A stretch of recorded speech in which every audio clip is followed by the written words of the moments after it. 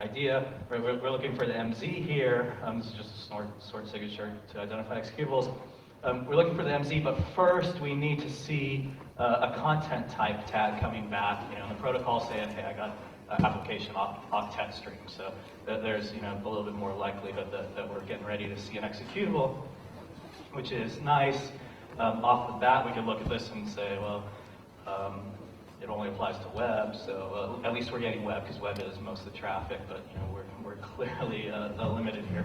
But the problem is that we want this type of detection, not because we want to know about every executable on the network. It's because we want to know about malware most of the time. I'm assuming for most of the people in this audience that applies.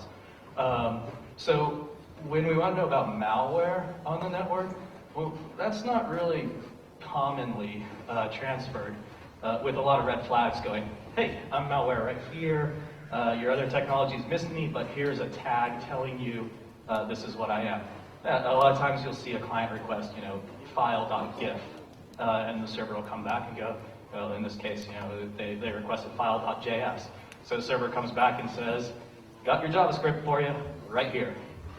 It's which I'm not an expert at JavaScript, but from what I know about it, I'm pretty sure it doesn't look a lot like that.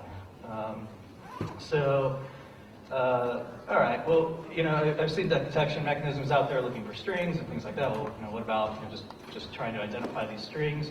We'll actually talk about that in a bit more detail. I'm going to skip over. Time check. 13 minutes. Okay.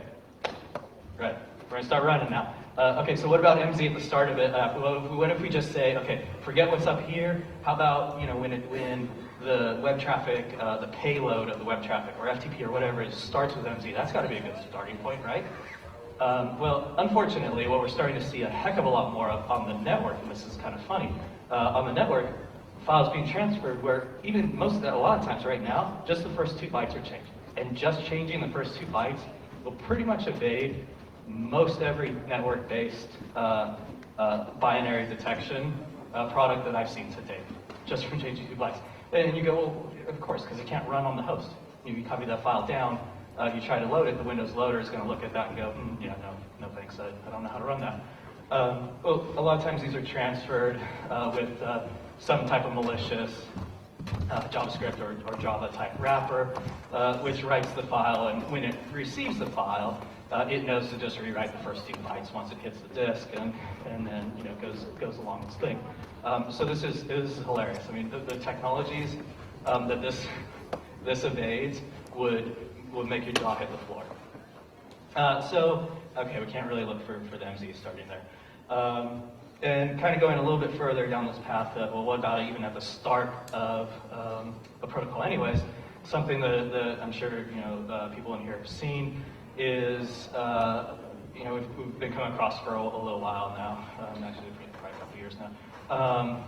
EXEs embedded in some other type of transport that the malware on the receiving end knows how to receive properly. So this is a dump of that gift. This is something we actually found in the wild. Server says, hey, I'm sending you a GIF. File starts as a GIF. File's a valid GIF. I put it in PowerPoint, and we looked at it, and it was pretty. But when we get far enough down, we actually see embedded inside the GIF is an executable file that becomes extracted. And so now, you think about this from a network perspective, right? This is why we have to treat all this data as just one giant array of bytes. And it's up to us to find some cool way to identify executables in there and then figure out if they're bad. Okay, so executable identification, the first part of the problem. We talked a bit about the magic number. This right here is the DOS header, which is the first structure of a PE file in a really cartoonish way. But the DOS header is made up of 31 individual fields. The very first one's magic number, next one is last page size, 27 other ones, which we'll look at in a minute. Next one's reserved, and then the last one is the offset to the PE header. Offset is just is what it says. It's an offset to where the next important header starts. So we can follow that offset. We'll hit the start of the P. It's actually the NT header. I mislabeled this here. But the start of the NT header, which does have the signature PE, hence my mislabeling. We have a 20-byte COF header and then an optional header, which is not optional at all. And I would love to know the history on why it's called optional. And the optional header is actually, we can get a lot of interesting information out of there, which we'll look at. What's interesting is the start of that, if I go back a slide here, the start of that optional header, well, here's what we see. We see the start of that optional header. There's, I don't even remember how many fields are here offhand, 35, we'll say, so it's in that neighborhood, very close to that. The start of the optional header starts with a magic number, which actually has one of 3 valid values according to the specification. It has 4 valid values, but if you try to use the 4th one, I've actually never seen an operating system that'll run it, which is funny. But it has 3 valid values, 2 of which are the only 2 we really care about. So what's interesting about this is we can put all this information together and come up with a signature to identify PE files that is very, very simple to implement, computationally speaking, in terms of low impact on other processes or other functions that a process or product may be running.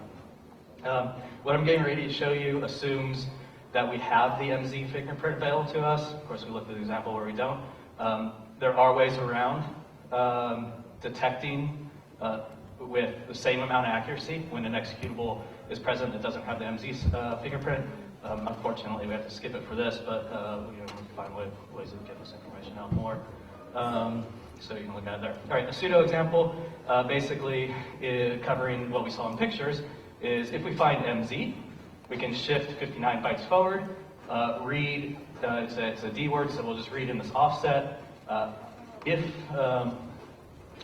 the offset, then we'll shift to whatever offset is given there from the start of MZ, do a test. Do we find PE there? Because remember I was talking about NT header starts with PE. If so, the COF header is 20 bytes, so we're going to skip over that, and we're going to look for one of our 2 bytes there that we're interested in. So all total, at least at a high level, because the logic for this is 3 pattern matches and 3 byte shifts, which is a minuscule amount of work. Half the crappy IDS signatures out there do far more work than this. So very, very high performance way of at least identifying the executable. Chance of false positives using simple statistics of this is 1 in every 32 terabytes of data, so definitely a lot more acceptable. And in reality, the chance of false positives is even a lot lower than that because network traffic is not random. We assume it is to make the problem a little bit harder to solve, but statistically speaking, it's not. It's well structured. Even images to a great degree have some structure that we can see. So what we're looking at is structured, not random, which just helps the statistics there. All right, so implementing this. Okay, this is the only part where I'm going to talk a little bit about the product type stuff, and it's freeware. Otherwise, I wouldn't even be talking about this at all, or probably even this topic. Obviously, if you guys can't use it for free, then what good is it to you? There's a product, if you go to the NetWitness website, it's like download.netwitness.com, I'll put the last slide, has it up there. You can get it for free. The logic implemented, there's these things called flex parsers or parsers, which you can think of as like signatures on steroids. Allow you to implement some kind of neat logic, which you see here. It makes a lot of sense, right? It's what we just saw. Find MZ, move forward 58 bytes. Yeah, that's right, because bytes. We're going to read in a 4-byte value, store it in PE header offset. It's a little Indian.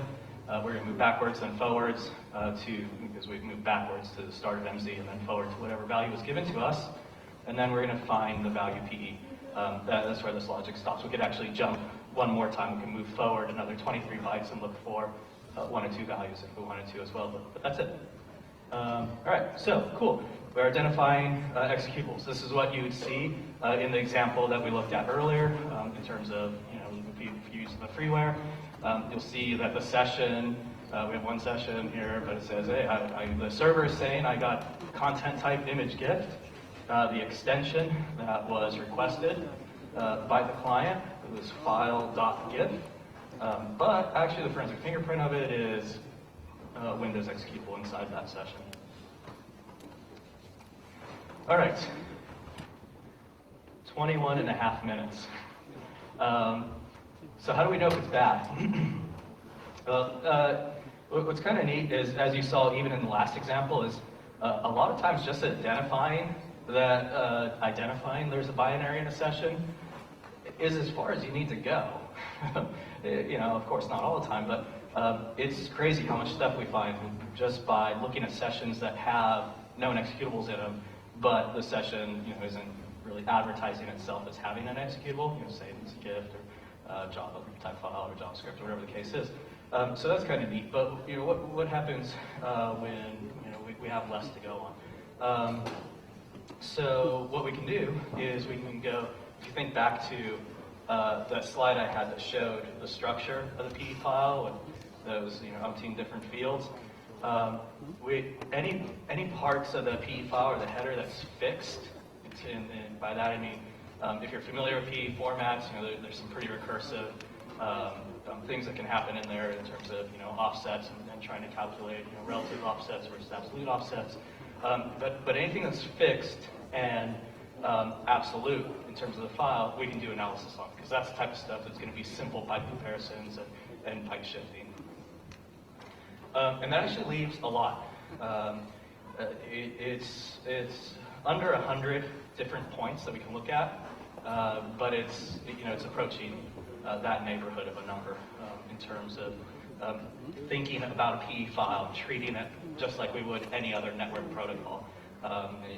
Think about talks or hear people talk about DNS anomalies and things like that. It's just a binary protocol that we can look for anomalies in. Okay, so first part of the PE file, first header structure, is the DOS header. The structure of it starts obviously with the magic number and ends down here 64 bytes later with a field called LFA and EW, which is, we saw the offset to the start of the PE header, right, or the ENT header. So the question immediately becomes, okay, that's the basic structure. What about the function of it, the function of the DOS header? As you can see, there's a lot of null bytes in there. And as you can guess from all those null bytes, the function of the DOS header is to look pretty.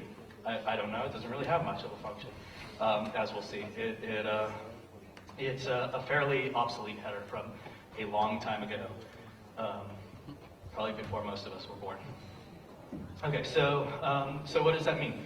So we can look for, there's two ways we can take this analysis, just at this point anyways.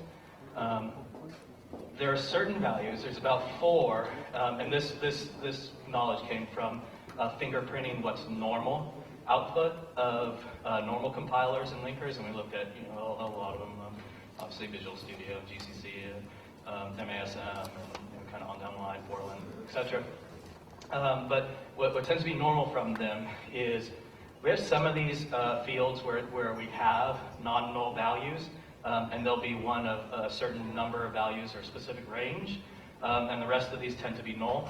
So we can take byte values that typically have a value and just check to see if they fall outside what's normal.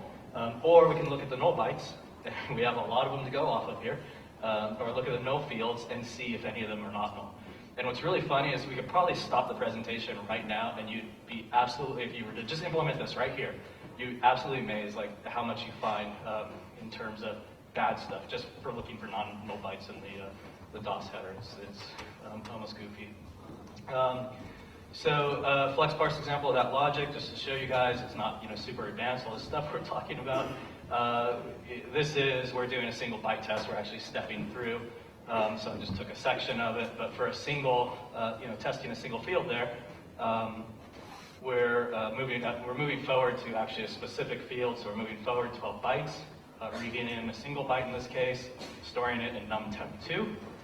If num temp 2 is not equal to 255, so FF, then we're going to set a flag, and that's it. And then later on, if that flag's set, we trigger an alert. That's it. So simple. So what type of stuff do you find when you look for stuff like this? you find some crazy things sometimes. So here we see a lot of non-null bytes where there typically is. I'm not stepping through every field, obviously, for the sake of time.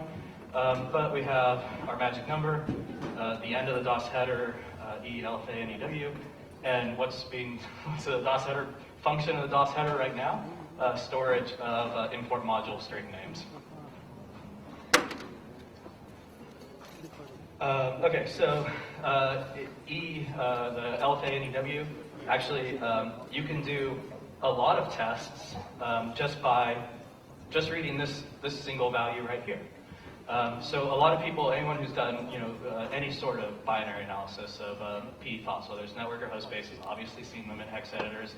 You're obviously accustomed to seeing, a lot of people recognize this string right here. It's probably the DOS bootloader from the olden days when people even knew what DOS was. Is anybody here running DOS 6.1? It's awesome. Doom. Anyways, all right. So if you try to load this, obviously modern file in DOS, it's not going to work. Actually, I don't even know if DOS works anymore. All right. Yeah. So the reason we have this offset here is so that we can jump over the DOS bootloader when we're not in DOS. When we're in any normal Windows-based operating system, we hit the start of the NT header, and the loader, the Windows PE loader, continues to put it into memory, or parse it and put it into memory. NT signature, stuff in the middle. Got it. Well, what kinds of things can you detect, just by looking at that single value? I realize this would actually be a more interesting example if I picked something different, because there's so many different things that abuse this. Well, first of all, this looks a little different, right? What happened to the DOS loader in this example?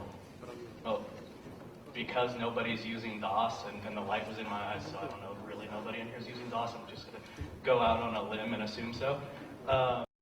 Detection for it, because we're at 28 minutes and 59 seconds, there's detection. All right, so what we saw then in that previous example was this. I kind of edited this structure diagram. So we had LFA and E new just pointed to the very next byte, and the header just started there and continued on. Okay, great. Well, boy, wouldn't it be interesting? So that's where the offset is going to be the offset of LFA and EW plus 1, right? What if the offset is earlier? Can you do that? Can you detect that? What if the NT header actually starts inside the PE header, and is that even possible? Certainly would shave some size off of the file, at least a few bytes, and most certainly actually negatively affects the way some basic reverse engineering tools work, or at least binary analysis tools work. And as it turns out, as we see here, I need to move the arrow because the first arrow is covering the actual start of the conf header. We see that we're pointing backwards now into the DOS header. So the NT header is starting inside there and continues on. This is actually very funny to see. So because LFA and EW now is serving two purposes. One is an offset, so the loader knows where the next header starts.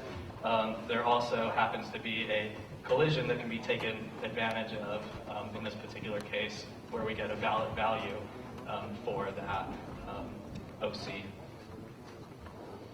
All right, so we'll move on. So there, we basically, in a single header, in the DOS header, presented 31 plus about 4 different deviations from normal, in terms of normal compiler, normal linker output, that we can look for through simple, just byte test, byte comparisons. Moving on, we got the next 20 bytes, which is the conf header. Unfortunately, we can't, at least right now, exploit every field of the DOS header to find those types of anomalies very easily. But 2 big interesting ones, if you notice, we're looking at Notepad here. Number of sections, which I won't get into sections, but a normal number is in the range of about 4 to up to 8. Of course, it goes much higher and lower. But that's the normal range, and sections in the binary contain basically the code and things like that the programmer actually wrote, as well as other things. Then there's also the time date stamp, which is when the file is compiled and linked. And we can get that in there. So things that we tend to see in malware, first of all, is number of sections. 2, huge red flag, especially on the network. On the host, you can't get away with this so much. When you see this on the network, definitely a huge red flag. Why would you have 2 sections? Because you have a packer that's created this this new binary that's supposed to be a lot harder to reverse engineer. So they basically took all the code from the old binary, jam it into an encrypted section, and now the other sections just used as a decryptor to at least start the logic of decrypting. So they need 2 sections. This is not normal, especially on the network. And then the next one, of course, stands out. Date timestamp is 0. We actually have seen, by doing date timestamp analysis and things like that, we've actually seen funny things in there, like date timestamps, way in the future and far behind that we can also look for. All right, so that's the, this is awesome. We're at 32 minutes, 57 seconds. I chopped out a ridiculous number of slides, like probably 10, 15 minutes before this started, and we're getting there almost to the end. Okay, so the optional header is enormous, which is where I chopped out all the slides, obviously. But to try to summarize, the optional header is actually very cool, because when we've gone through this exercise of fingerprinting what's normal from normal linkers, this is where we're basically at the point where we can look at a binary and say, oh, this came from this compiler linker, because of the way certain values appear here. You can compare values to each other. Of course, you have major linker version, major minor version, which sometimes is a huge clue, but there's actually a lot of collision there between totally different linkers that create files totally differently. So through these other regions, we can do the same simple pipe tests, just shifting, because all these things are fixed values, fixed sizes. We know we can just read this byte, move forward, read this byte, move forward. D word, get it, great. We know we can calculate how far we need to jump down here. So all this stuff, very high performance. And how that translates is that when we implement this, just this type of stuff into like the flex parser, parser that I was showing you earlier, in real time, we can take, now in this particular sample set I took just to put these screenshots up here, there were 50,000 network sessions, and we immediately know, okay, well, of those 50,000, 473 of them have executables inside. Legitimate or not, there's an executable inside there. And we find that out using the fingerprinting method we talked about earlier. Well now, so we can take this 2 ways, right? One is sort of ignoring that the statistical sort of detection of what's normal versus not. We can just say, all right, so of all our sessions that have executables, which of those sessions do we not find an extension of any type, whether a client requested a file name or a server sent it, or the protocol told us the name of the file, or whatever the case is. If the file extension is not exe or DLL or something like that, what's left? And so we have 75 of those sessions, in this case 4 of which are files that are named .text, and I put a lot of money on the fact that almost all 4 of those are going to be malware.